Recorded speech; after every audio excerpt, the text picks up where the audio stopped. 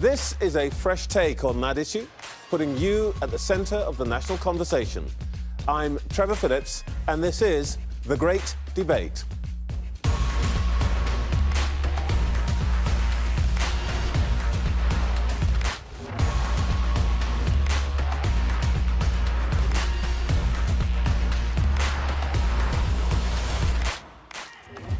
First, a warning that this episode may contain stories and language which some viewers might find offensive. Tonight, as we discuss one of the most personal and divisive issues facing society, our viewers panel from across the country, and indeed across the world, will have their say, they'll share their stories. Joining us in the studio this week are former Yorkshire cricket captain Azim Rafiq, who's given evidence to MPs about racism he endured in the sport. Dr. Martha Newsom, cognitive anthropologist at the Universities of Oxford and Kent. Tom Thirlwell, chief executive of Copper 90, a fan-first football media company. And former Lioness Leanne Sanderson, who won 50 caps for England. The big question facing us all tonight: is racism in sport here to stay? It only took a matter of minutes after England's heartbreaking defeat to remind us of the ugly side of football. For some of them to be abused is unforgivable, really. In Manchester, a mural of Marcus Rashford was defaced with racist slurs. Players continuing to take the knee in pursuit of equality. For the first time, I started to see for what it was. Felt isolated, humiliated at times. Azim Rafiq has shone a light on our game that has shocked, shamed and saddened us all. Racism and discrimination is a blight on our game. 8 clubs have signed a letter accusing England hockey of having an issue with endemic racism. Sadly, it's become somewhat of a norm for people that have my skin color. What is the government doing? It's almost getting back to that level. This is still going on, and you just think, when will it end? Let's start, as ever, with our viewers panel and talk to Aaron Simpson. Aaron. I experienced racism probably for the first time when I was maybe 7 or 8, and I've played football for ever since then, really. And the first encounter I can kind of remember was playing with my friends, just kind of Sunday league, and a parent actually made a racial slur towards me whilst I was playing. And at the time, I didn't really understand, I don't think, the significance of what he said. But kind of what sticks in my mind is my dad's reaction as he was on the sideline. And he's such a chilled and laid back person. So to see his reaction and all of a sudden become really defensive over me makes that really stick out in my mind as something that was obviously something a lot bigger than what I thought it was. What was his reaction, Aaron? He just lost his temper and obviously confronted the guy about kind of what he said, and he denied it, obviously. But it wasn't just kind of my dad that heard it. So and the funny thing is, at that age, I just kind of continued to play and didn't really think anything of it. But as I've got older, I've sadly experienced more racism as I went into the professional game. And more recently, I had an incident in non-league football where we had a black striker, and as he scored a goal, the opposition fans behind the goal started doing monkey chants, and it was just the most surreal experience. It was like someone almost had clicked their fingers and we kind of teleported to somewhere like Russia or somewhere where you would maybe expect a little bit more racism. And at the time, the team I was playing in was probably, I think we had maybe 8 or 9 black or mixed race players. So yeah, the manager, after the incident happened, the manager took us both teams inside and basically said, if you kind of want to stop the game and stuff, I fully support you. And what did you do, Aaron? What happened? So we actually continued to play the game, and we actually ended up winning as well. So I think that was a big thing for us, because it kind of solidified us as a team, and the fact that there was, like I say, a large majority of black and ethnic players playing has meant that since we've all moved on, we've kind of stayed in touch because we shared that crazy experience together. One more goal than them is probably a good answer to that. But hold on there for a second, Darren. Azim, your story has now become rather well known. Does that resonate with you? Yeah, very much so. I mean, for a very long time, I didn't see it for what it was either. It wasn't until right at the end of my second spell that things started to dawn out on me what was actually happening. In 2017, I reported it as bullying, because I think for a person of colour to actually start accepting as well that you're being treated differently because of your skin or your religion is quite difficult to take, and can be quite damaging mentally. So, yeah, it completely resonates, and it took me a very long time to understand what it was. When you reported it as bullying, was that because you didn't want to think that it was because of your race, or because you just didn't see it that way? A bit of both. I think I was in denial for a very long time. I'd been struggling since 2013 with my mental health, taking medication and not quite knowing what was affecting me. So I think around 2017, it was starting to sort of touch me a little bit, what is going on. But again, I didn't want to. I wanted to look the other way. I wanted to pretend that it wasn't because of my race. But as we went through 2017 and into 2018, it became quite evident that I was being treated differently because of my race. Yeah, you said that in the way that the club, Yorkshire County Cricket Club, treated you and some of the other players treated you, it was clear that you were disadvantaged because of your race. But, of course, one of the issues that's come up since then is that this doesn't always just go one way. You yourself have been, it's alleged that you made anti-Semitic statements. Yeah, I mean, so after DCMS, when them messages surfaced, I felt sick to my stomach. I don't really know why I held them views, but clearly I'd said them things, and I was very clear as soon as they surfaced that I was not going to try and put any excuse to it. I apologised straight away to the Jewish community, and I allowed them to decide sort of what the consequences I had to go through. There was a gap in my learning, which I'm trying to bridge that now, and trying to spend as much time as possible with them to try and understand why I had them views, and make sure that the issue as well, I think what did help was in that it showed how big the issue actually was, and it kept the issue right at the forefront of people's minds when they tried to brush it away. OK. Of course, this tells us that there are many dimensions to this issue, but I want to come to Joshua Thompson-Smith, because I think, Joshua, you have, if you like, a broad question for our panel that encompasses many of these issues. Joshua. Yeah, so I'm a massive sports fan of all sports live, football especially. I've been going since I was a junior member at the club that I support, and recently just went only the last weekend.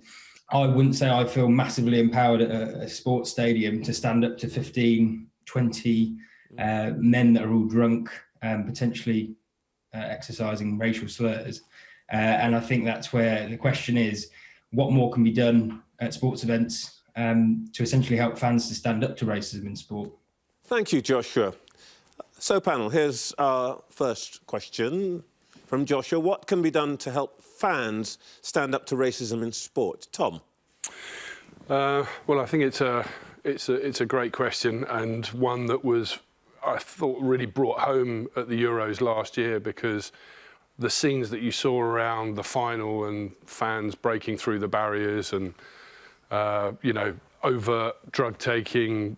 I think football stadiums have become very permissive environments. In a study a couple of years ago, 2019, I think it was, 70% of people had kind of witnessed abusive, racist language within football grounds. So I think there needs to be stronger sanctions. I think there needs to be better training and equipping of stewards to recognise and then eject and kind of ban fans from the environment. I think there needs to be far greater education, which is sometimes an overused word in this space, but I just think that there is the learned behaviours that see drunk football fans entering an environment feeling like broadly they can behave however they like, has to be brought to an end. Leanne, football, indeed, now cricket and some other sports have been saying for many years, sanctions, we're going to train people, we're going to shut people out of the game. Your experience, is that what has actually happened? Yeah, I think so. I mean, to pick up on something that Tom said as well, I think at these games, you know, it's difficult to report it because then when you do report it, you maybe have somebody that will know you've reported it and start being aggressive towards you. So it's difficult. But I think from my experience, I've certainly noticed that allies are a big, big factor in everything we're doing. Because I can sit here and talk about, you know, I think I tick all the right boxes in my eyes, but I'm a woman, you know, I'm gay and I'm black. So for some people, that's a lot for them to handle. And so I do experience it every day. Every day I walk in this life, in this world, I do.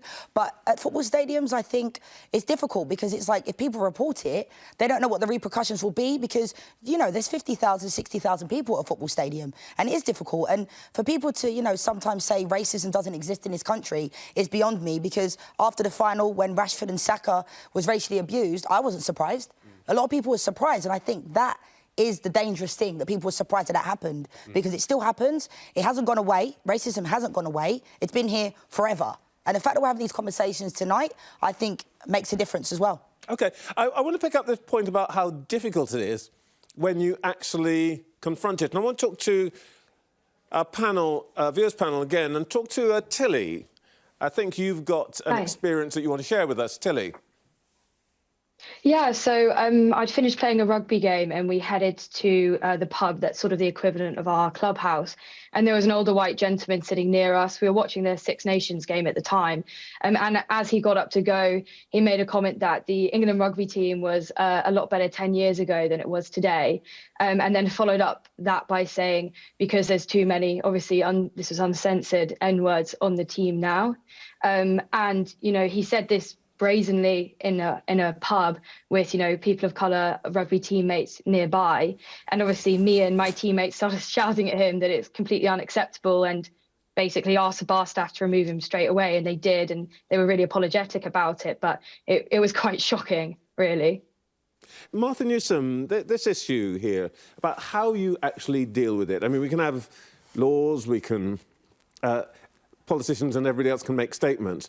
But actually, sometimes it comes down to this situation. You are standing next to somebody who behaves in this way. What do you do?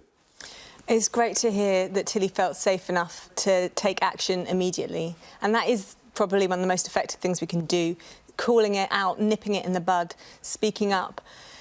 But it's not always easy to do. It's called being a bystander. Do you stand back and let something happen, or do you step in? The world never got changed by people standing back. Do need to take action, but we need leadership to show us that it is appropriate and needed and respected. And our leaders in our society, not just within football, but our whole society is structured around a racist structure with not enough leadership for people of colour. OK, we're going to come back to this issue of leadership during our programme, but Emmanuel Ojingba, I think, Emmanuel, you're in East London. What have you got to tell us?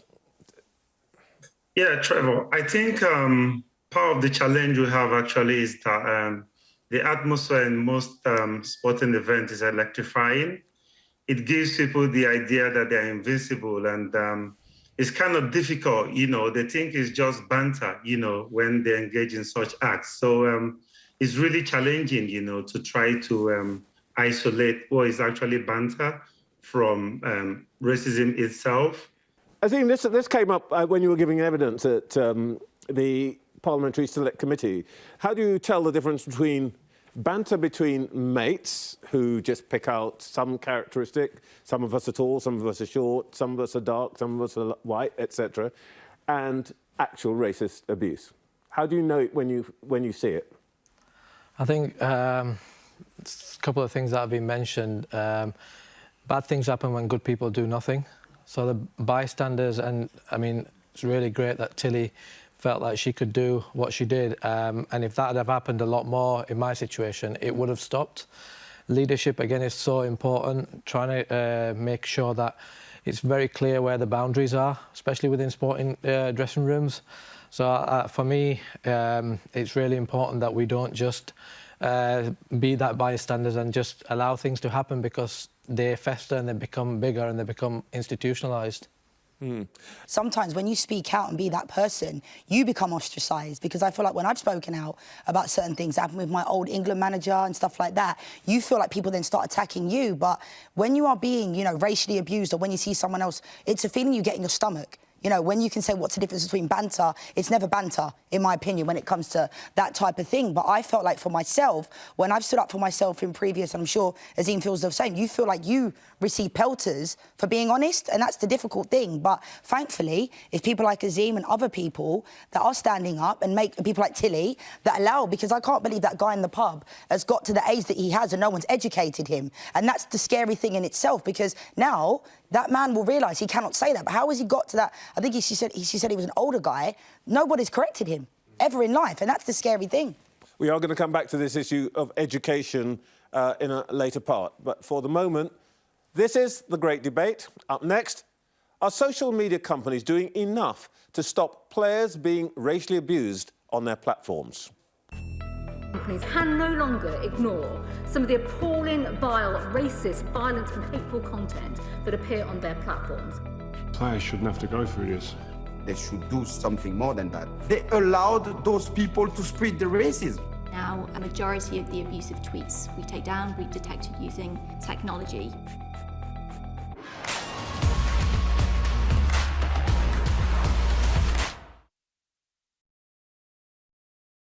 Oh my goodness. So this historic night when you've got these female winners, history-making, Coda-winning Best Picture, and none of that is being discussed this morning. This is all about Will Smith and Chris Rock. Like UK, at first I thought this is one of those dreadful, contrived, sort of mock rivalry banter thing going on that they try and do and fail at the Oscars. But no, it was a lot more serious. And I think the gravity of the situation presented itself very quickly to the audience. Lupita Nyong'o, who sat behind Will Smith, is basically our barometer for this. Her face went from being a smiling, grinning, going along with the apparent gag to this dawning realization. And I think we all have a little bit of inner Lupita in us this morning, thinking, what just went down? So yes, oh my goodness, Will Smith, what a narrative arc that man's been on. This was meant to be his redemption night. This was the Oscar, not just for King Richard, but for 30 years, tireless work, being this beacon of success in Hollywood,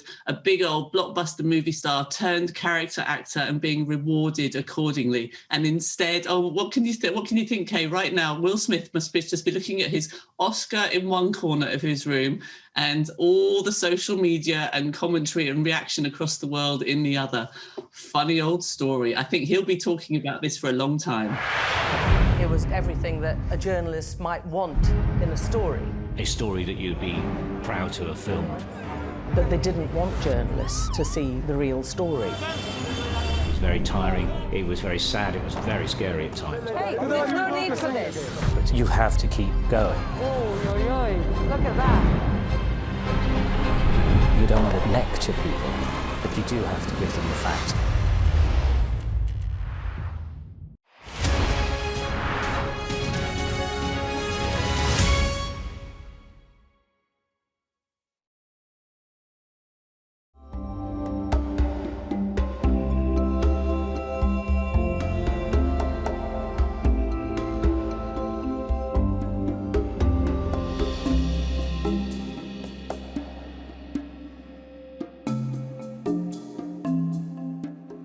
ba ma dalee commencé liggéey bi yokkute bu bari am nañ ko ci.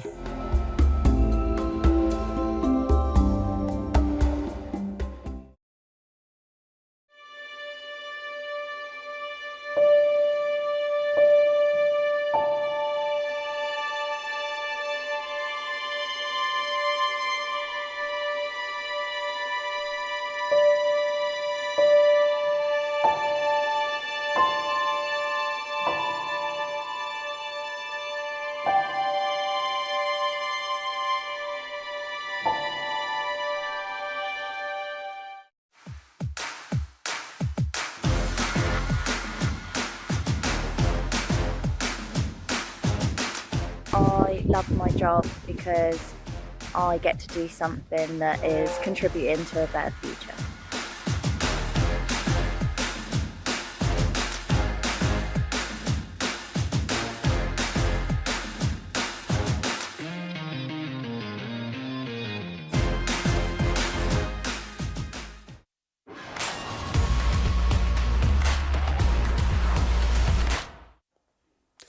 Welcome back to The Great Debate, where this week we're asking, is racism in sport here to stay? Almost all non-white athletes are now the target of racist abuse on social media. A missed penalty, poor performance, or the wrong side winning can result in sports stars receiving a barrage of hateful comments from faceless accounts. Companies are under pressure to do more to stop online abuse being sent or seen. But are they acting quickly enough? Connor Summerall, good evening, old friend of the show in Mansfield. Connor, what's your view about this? Well, I think since social media has become such a big part of life, players have become more exposed to the racism. And it's common now for things like death threats to be on there, and the situation only seems to be getting worse. So my question to the panel is, what will it take for companies to put people before profits and stop racism on their platforms? Thank you, Connor. Connor's question for the panel is, what will it take for companies to put people before profits and stop racism on their platforms? Leanne? I mean, I'm a big advocate for, and a lot of people have said, you know, it's an invasion of privacy for passports and some kind of form of identification to be shown when people are signing up, because, you know, I have a love-hate relationship with social media. I think it's a fantastic way of being able to engage with people, but the amount of abuse I get on a daily basis, you know, when I've gone on, say, a male predominantly followed account, whether it be TalkSport, Sky Sports News, I don't even check my phone anymore during shows because it's so disappointing to see what people write. So for me, you know, if I put music up on my social media, it gets taken down straight away. You know, because they're saying, oh, you know, it's copyright infringement and stuff like that. I just had a video a couple of days ago taken down from about 5 years ago. So if they can find that, how can they not stop people from being able to get to you? Because you look at footballers, everybody's all creatures of habit. They look at their phone straight away after a game. And I can handle someone telling me, you know, I don't like you because you're not a very good pundit. That's their opinion. But when it comes to race, you know, sexuality, or the colour of your skin, or the fact that I'm a woman, those are things I can't change. And that's what I have a hard time with. And I've had so much abuse from people. Martha, do you think we can do anything about this without interfering in an unwarranted way with people's freedom of expression? I think the problem with social media platforms is that there's a degree of anonymity. You can hide behind it. So the question is really, is this something you're willing to say to someone's face? Is it something you'd be willing someone to say to you? How accountable are you able to be for that? So the idea there of having some form of verification could potentially work. And if people don't want to sign up for that, then perhaps they have to ask themselves why not. This anonymity also breeds a lack of empathy. So it's you're one step removed, you're behind a wall, but that other person as well, you're not seeing their reactions. You're not seeing the hurt that it has. Let me come back to another member of our viewers' panel, Vasiliki Kontu-Watson. Good evening, Vasiliki. Hello. Hello. Hello. What's your view? I think that quite a few people were shocked with the amount of vitriolic abuse, racial abuse towards the England players after the World Cup. I think that social media has provided a platform whereby anybody can log on and say whatever they like and nothing can be done about it. I mean, I work with schools myself and I've had to intervene in a lot of racist bullying as the outcome of online commentary.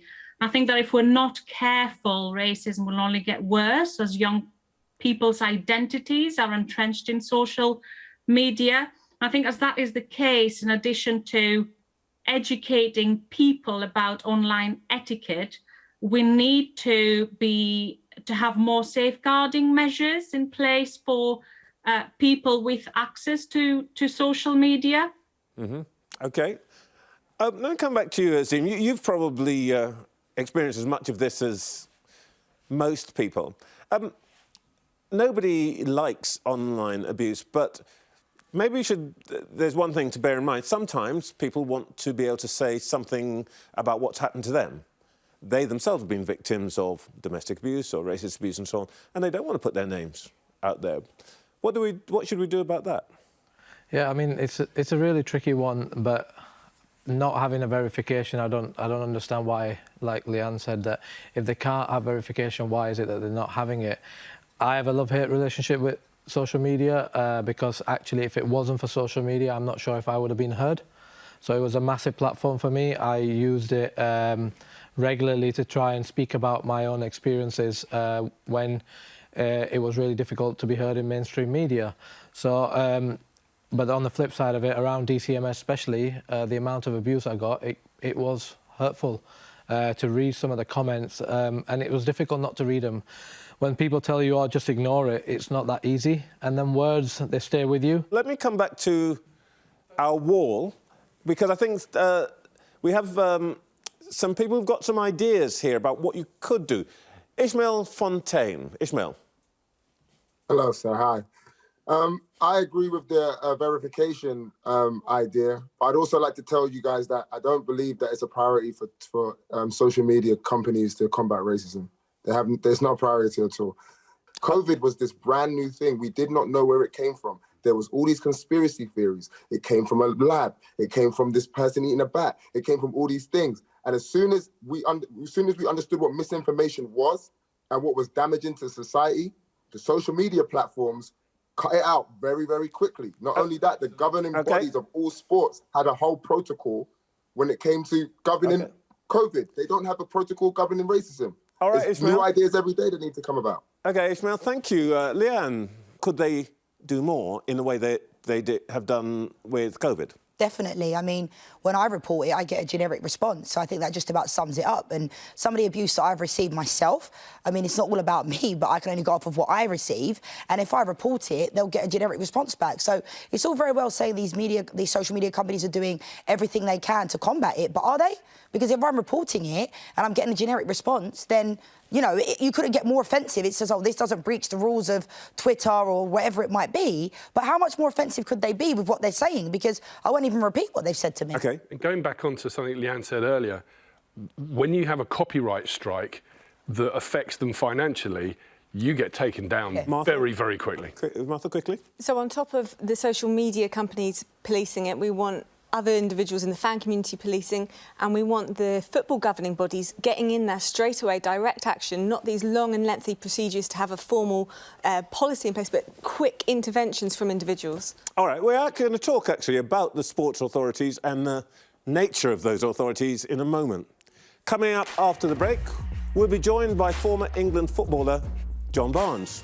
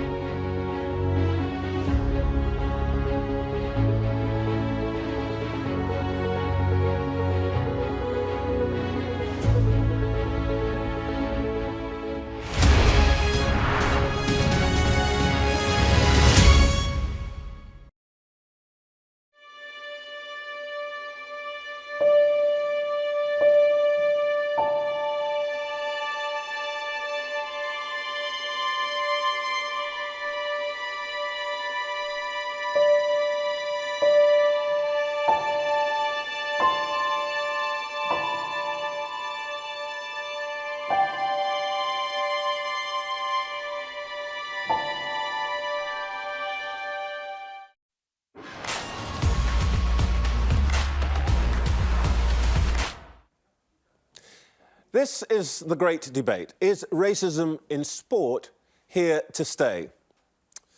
And before we come back to our viewers panel, we're joined by the former England footballer, well, actually football star, I should say, John Barnes. Good evening, John. Good evening. I was looking at your book, and in the inside cover of the book, there is the now iconic photograph of you backheeling a banana back in the Liverpool days. That's now 3 decades ago. Do you think things have changed? In terms of overt racism, things have probably got better than it was back then. But in the last 2 years, we've seen it rear its ugly head, obviously on social media. And of course, some football fans have been more emboldened to actually show their true colours at football matches. However, what I always say is that as long as football racism exists in society, it will exist in all walks of society, of which football is one. So why do we believe we can get rid of it in football, but we're not getting rid of it in society? We're doing it the other way around. Until we tackle it in society, in schools, education, you know, access to social care, all those things, it'll exist in all walks of society, of which football is only one. So, as I said, racism has never gone away. It's always been there, but now people are, I don't know why, they're now being more emboldened to actually rear its ugly head to actually come out and abuse people.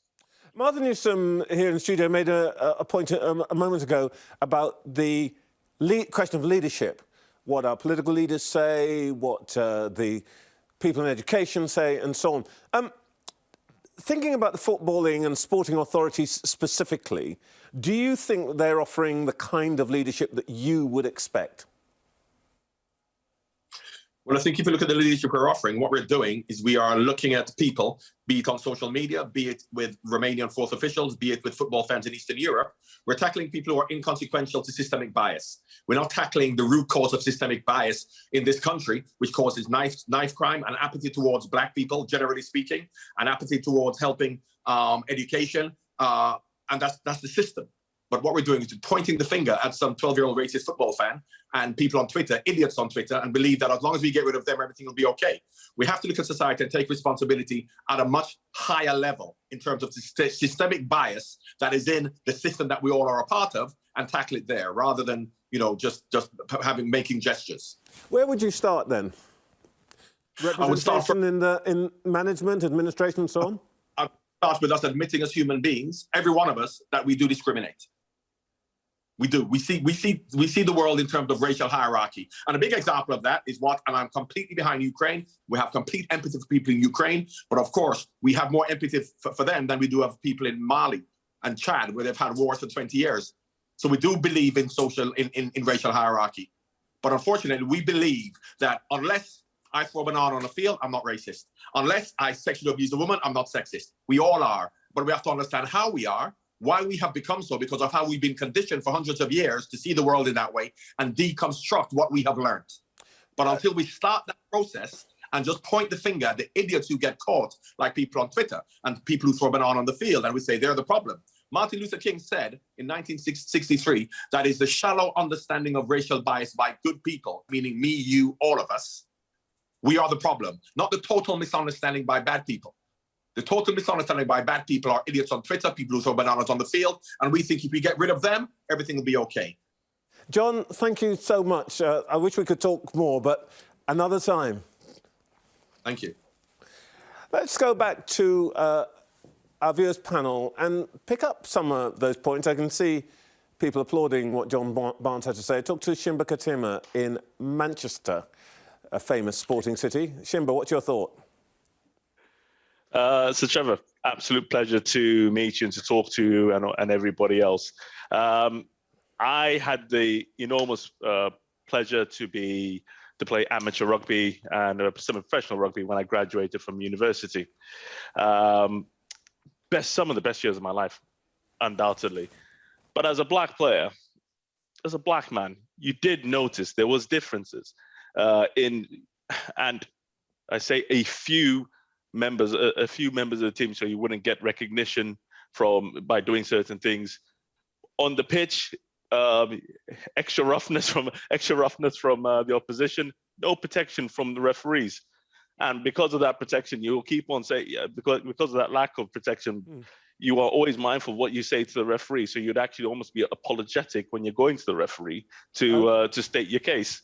Okay, That's very interesting, and a nuance you wouldn't see from off the pitch. But you've got a question for our studio arising out of that. I do. I think the question is, how can sport truly be inclusive at all levels? So much. Question from Shimba. How can we make sport truly inclusive at all levels? Tom? Well, picking up on something that John Barnes said as well, that racism is systemic, therefore we need to look at the system. And if we look at the system of football, we need to look top to bottom about kind of where racism exists and where it's just not being addressed. And, you know, the end points of this that we've been talking about are part of it, of course, but, you know, the FA, I went to an England match as a guest of the FA 3-4 years ago now, and of 120 people in the room, there was 5 people that were from an ethnic minority and 3 women, and that was it. And so if that's what it looks like at the top, then that flows down, and that is the system. That is the system that's been constructed, and we need to reset that system. All right, I'm going to come back and I'm going to talk to our guests in the studio, particularly Leanne in a moment. But before we do that, I want to bring in, it's a positive night of stars, and I want to bring in Shauna Brown, the Harlequins, forward. What do you think about this point that's being made, Shauna, about the importance of inclusion of all kinds?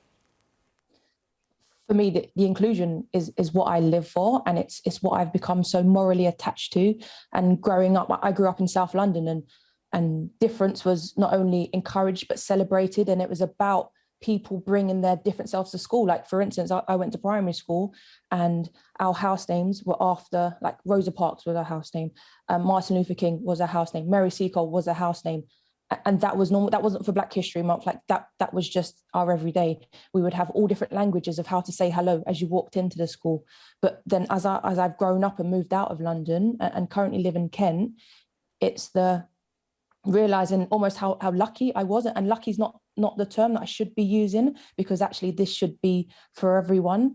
But it's the, like, everybody getting used to difference, and so often people want to say we're the same and want to be treated the same. And actually, I would challenge the whole idea of equality, because it's not about equality. It's not about treating people the same. It's about treating people how they need to be treated, and whether that's talking to them differently. And, you know, you have a conversation with one person in a certain tone, and that person gets a message, but you can have exactly the same conversation with exactly the same tone and exactly the same words, and someone else can take it completely differently, like for different reasons, because of potentially their upbringing, because of the color of their skin, because of the sport they play. So it's about treating people how they need to be treated, and the only way we can find out how they need to be treated is to talk to them, to find out about them. Okay.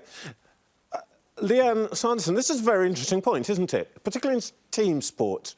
You've got a range of personalities, range of backgrounds, ranges of experiences, but if you treat everybody as though they're the same, maybe that's as bad as some of the other things we've been talking about. Yeah, to a certain degree. But, you know, I think I was very fortunate when I played for Arsenal that I was always treated with the utmost respect. But I felt like, for me, I've lived in Spain, I lived in Italy, you know, I've lived in Cyprus, and it is difficult. You know, she touched upon the fact that you go somewhere where you belong is so powerful, because for me, I've left countries based upon not feeling like I belong somewhere. And that's sort of, it's a feeling that you get. You know, it's not necessarily that someone doesn't look like me, but you get really strange stares and people look at you and stuff like that. So I do think it's a really, you know, interesting thing to talk about place of belonging, because I think that's so powerful. OK, let's come back to Shimba Katima. Shimba, you've been listening. What do you think? And talk to us about your experience. I think you've got a son, I think, who's involved in sport. I do. So, like, thankfully, I mean, I think I'm touching on all that and talking about what Shauna's going through. It's my son is 8 years old. He's the only black kid. I mean, there's a mixed race child, but he's the only black kid in his team. But his coach, Andy, you know, he's just for my son. He's just another player. He's just another kid. Thankfully, he hasn't experienced anything. I haven't experienced anything that Aaron has experienced. So do I think there's hope? I like to think so. You know, I'm optimistic that way. I mean, I can't speak highly enough for Andy and what he's actually doing. So, and sometimes, you know, let's call it out, but at the same time, you know, let's give praise where, you know, let's give praise where there is, and I can't praise Andy enough. Shimba, thank you. Well, Shauna, that's an interesting note of optimism. Do you share that? Yeah, for sure. Like, you want to, when you walk into a team sport, especially, that you want to be treated as one of the players, and the same way. So when I talk about the difference and celebrating difference and treating people how they need to be treated, an example of a rugby player who wears a hijab, Zainab Alima, she, during Eid, got a video message from all of her team and rugby playing team to just say, Happy Eid. And like, you're not going to do that for someone who's not Muslim. So for me, that's the positivity in celebrating our difference. And yes, there's an element of sort of being treated the same, but actually being treated the same means that sense of belonging, that sense of welcoming. And that's not always skin color. Like, that's, as Leanne just spoke about, it's actually culturally as well. So like there would be white people who I can relate to more than black. But for me, it'd be like the London sort of the urban environment, the city environment. There would be black people who I don't relate to because, you know, they might have gone to a private school or they might have grown up on a farm in the country. Like, it's not necessarily always skin colour. It's that cultural sense of belonging as well. But you've got that, so belonging and inclusion. Shauna Brown, thank you so much for joining us this evening. Thank you, Trevor. You're watching The Great Debate. After the break, we'll be asking, is racism in sport a reflection of society as a whole?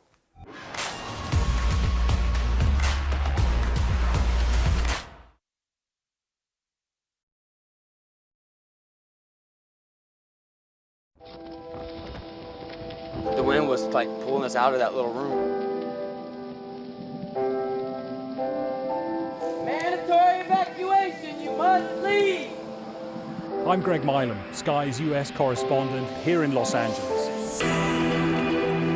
It is almost impossible to predict where these fires will go next.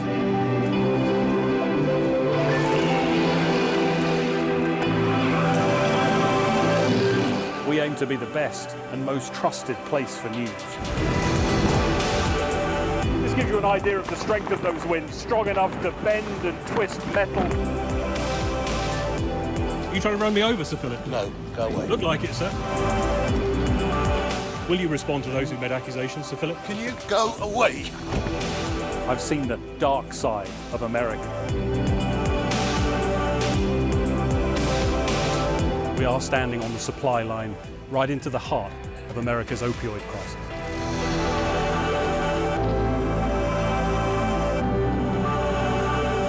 I've seen heartbreaking human stories. There was a river of blood coming out of the mosque. That's a scene that you don't forget. Christchurch has been changed forever by what happened here.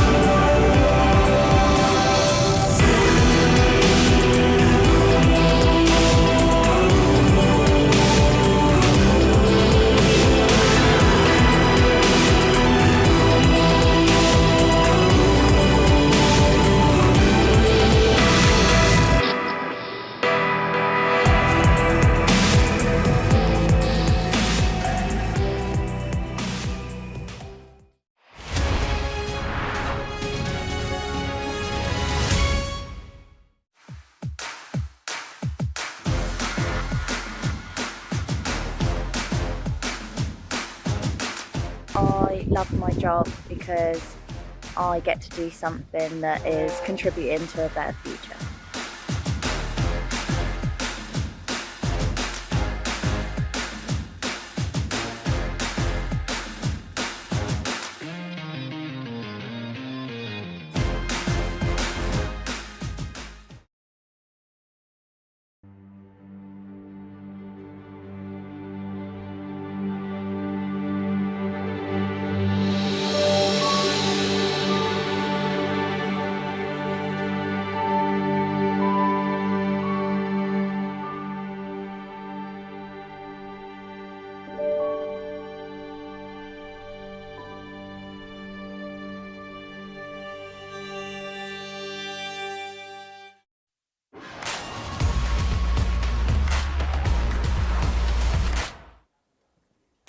Is racism in sport here to stay?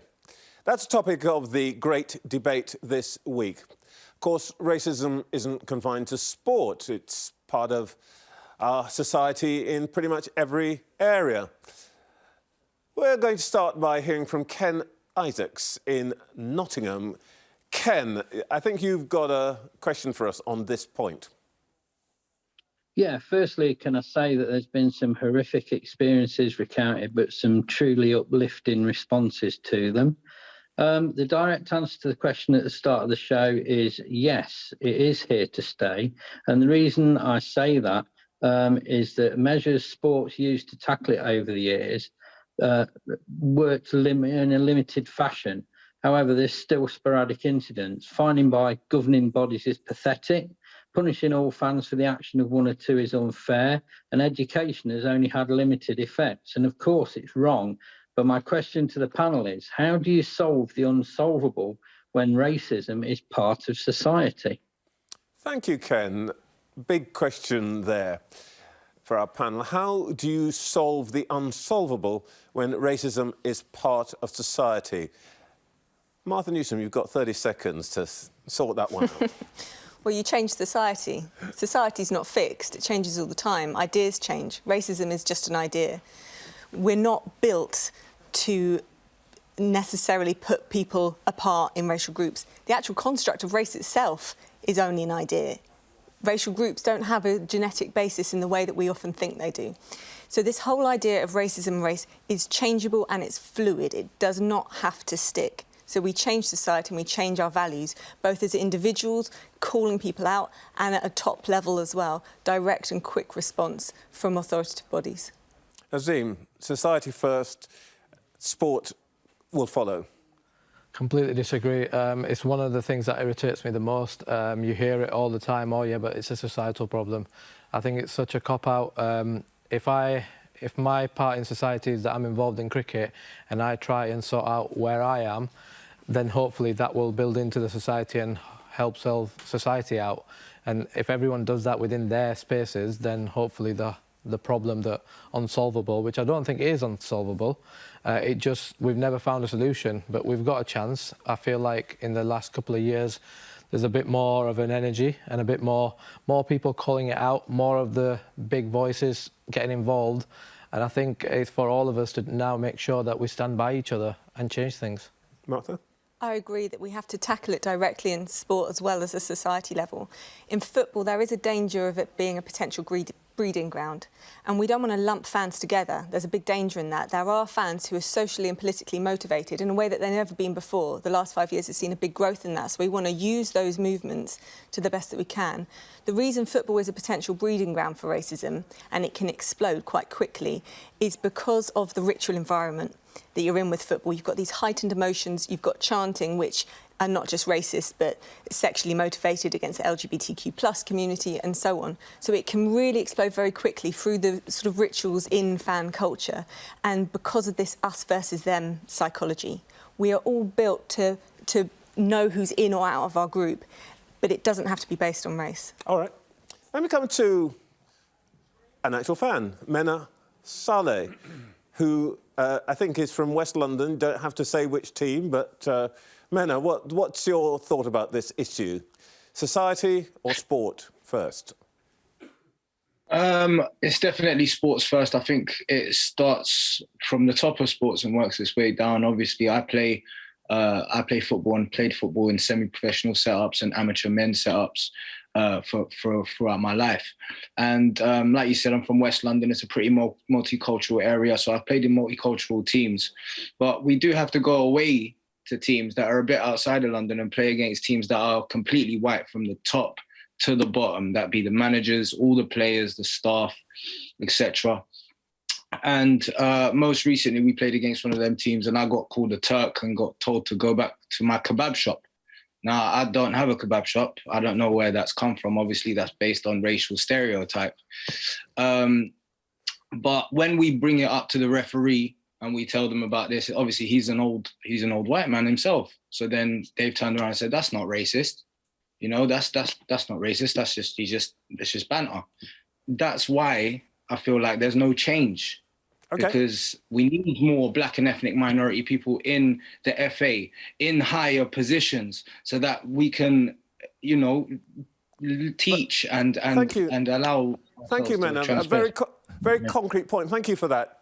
Tom, what about that?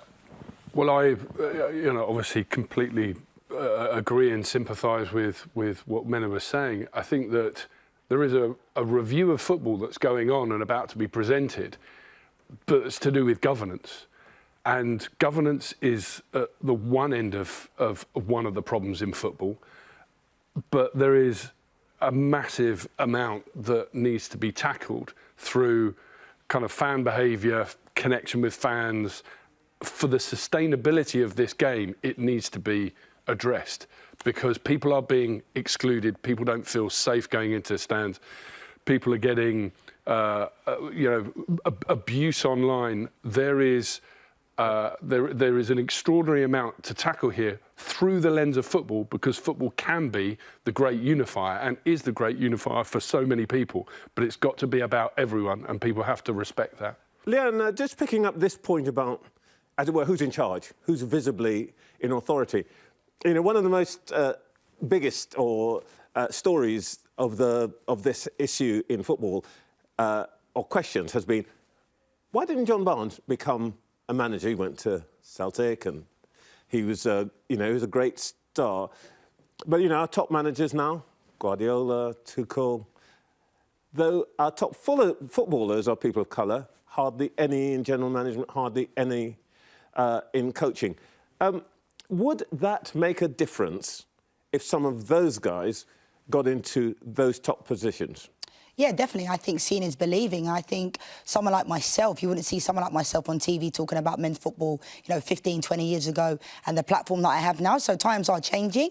But at the same time, you know, when we talk about managers, you know, Paul Ince has gone into management, you know, Chris Hughton has gone into management. But there has to be a problem somewhere, because we're being blocked somehow, because there's enough black people in the world. There's enough, you know, ethnic minorities, Asian people, and there's not really any Asian footballers that seem to get to, you know, where they need to get to. So something isn't right, because it's being blocked from somewhere. And I think a lot of it is like subconscious and unbiased racism that's deep-rooted at the core, that people don't even realise it, because, you know, we're not even being given an opportunity to get a job. We're not asking to be given the opportunity based upon our skin colour, but give us the opportunity to go for the job. And that's, I think, what we're seeing now. And I think people are now saying, well, there's more people like you on TV, you're just a token gesture. Well, no, it's been like this for hundreds of years, where people like me haven't been on TV. So clearly there was a problem.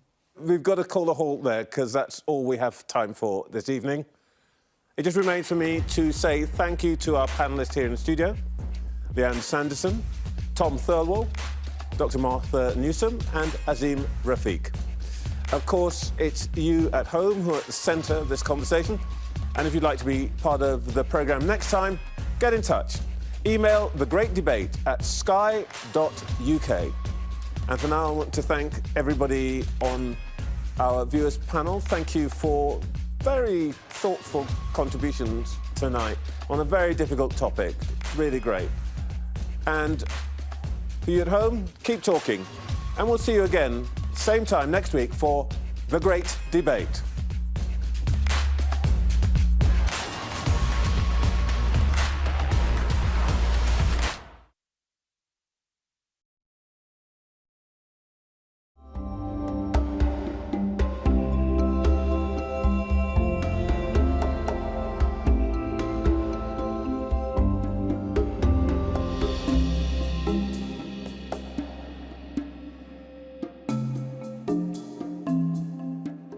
ba ma dalee commencé liggéey bi yokkute bu bari am nañ ko ci